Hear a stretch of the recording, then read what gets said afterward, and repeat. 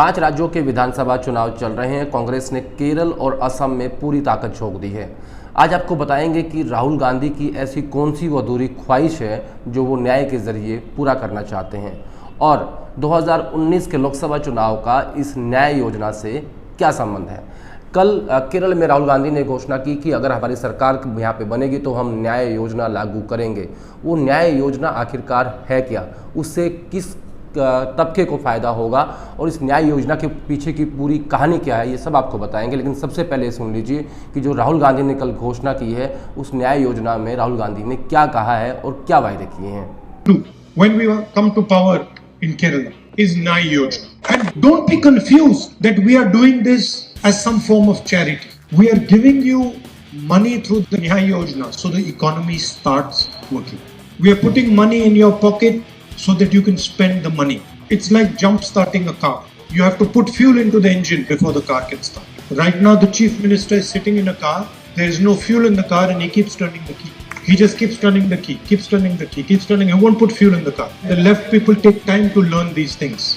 Maybe after another 20, 30 years, they will understand basic economics. The UDF Chief Minister is going to come. We are going to do Nyaya Yojana. Chief Minister will sit in the car.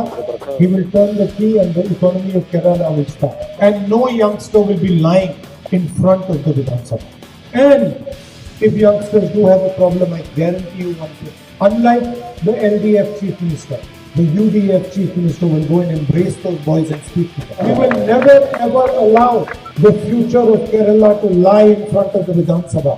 Government that is empathetic, government that listens to people, government that understands that people are in difficulty, people are suffering. Government that does not differentiate between our organization and others.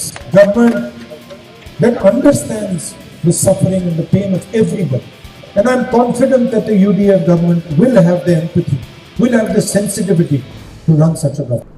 6 अप्रैल को केरल में voting होनी है और Congress party ने अपनी पूरी ताकत केरल के चुनाव में झोंक रखी है। राहुल गांधी के बाद अब प्रियंका गांधी भी दौरे पे जाने वाली हैं।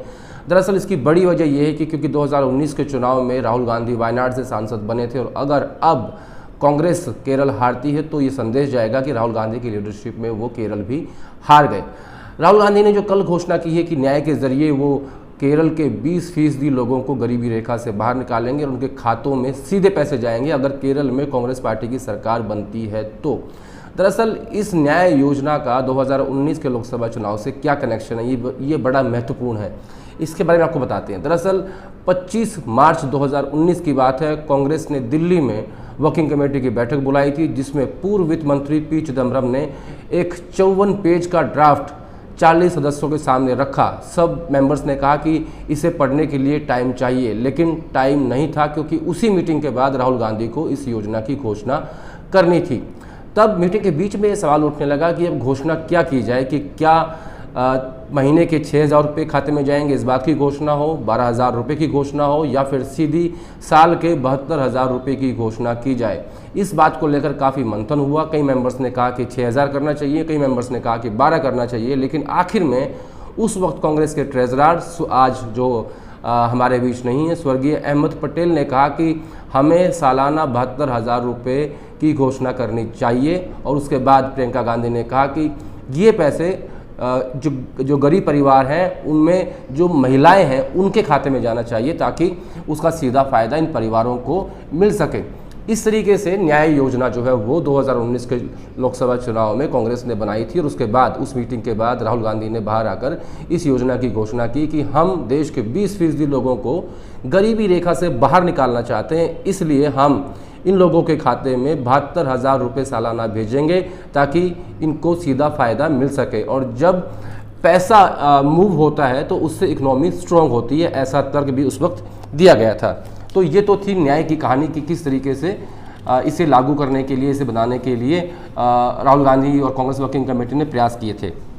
अब बात करते हैं कि इस योजना को लागू करने के लिए किन किन लोगों की ड्यूटी लगाई गई थी। उस वक्त राहुल गांधी ने पूर्व प्रधानमंत्री डॉक्टर मनमोहन सिंह और पूर्व वित्त मंत्री पी चिदम्बरम को कहा था कि आप देखिए कि क्या यह योजना लागू हो सकती है, क्या इसको हम सरकार में आने के बाद लागू कर सकते हैं। तो इन दोनों लोगों ने इसके ऊपर ड्राफ्ट बनाया था, उसके बाद देखा कि क्या ये लागू हो सकती है। और पूर्व प्रधानमंत्री डॉक्टर मनमोहन सिंह ने जाने माने 4 बड़े इकोनॉमिस्ट जिसमें रघुराम राजन, अरविंद सुब्रमण्यम, कौशिक बसु और अभिजीत बनर्जी से भी बातचीत की थी और पूछा था कि क्या अगर हम ये वादा चुनाव में कर दें कि हम 72,000 रुपये लोगों के 20% गरीब लोगों के खाते में सीधा भेजेंगे तो क्या ये पॉसिबल है। तो इन तमाम अर्थशास्त्रियों ने भी इसे ड्राफ्ट को देखकर कहा था कि हाँ, इसे लागू किया जा सकता है। और जिस तरीके से मनरेगा और फूड सिक्योरिटी एक्ट बनाकर गरीब लोगों की मदद की गई है, ऐसे ही इस न्याय योजना के जरिए भी हम गरीब लोगों की मदद कर सकते हैं। क्योंकि इससे पहले राहुल गांधी ने चिदम्बरम को साफ तौर पर कह दिया था कि अगर ये स्कीम लागू नहीं हो सकती तो मैं इसकी घोषणा नहीं करूंगा, क्योंकि मैं कोई ऐसा वादा करना नहीं चाहता कि जो मैं वादा कर दूं और उसे हम पूरा ना कर सकें तो फिर मेरे में और सरकार में बैठे लोगों में क्या फ़र्क होगा।